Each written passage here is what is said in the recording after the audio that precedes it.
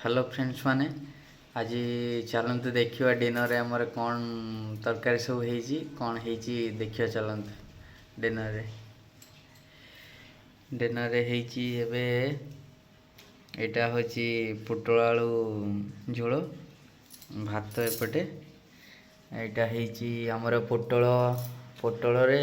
आलू देकी बेसन देकी छंका होती पोटल गोटालिया बड़ा होती आउ एटा हूँ सोयाबीन पकड़ा होती आउ एटा जो आलू आ भितर जो दवापाई बनई सेटारे ता आलू अधिका टिके होता ताको आलू चखा टिके रखीदेचु आजिकार डिनर देखिपे एवं आम सब खाइबू ए केमती खाଇବା ହେଇଛି पूरा जबरदस्त ହେଇଛି आज खाଇବା केते सुंदर ହେଇନି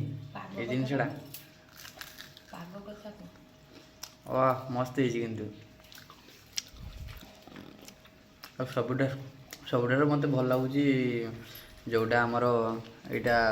ସୋୟାବିନ୍ ପକଡ଼ା ହେଇଛି ମୋତେ ସୋୟାବିନ୍ ଖାଇବା ପାଇଁ ବହୁତ ପସନ୍ଦ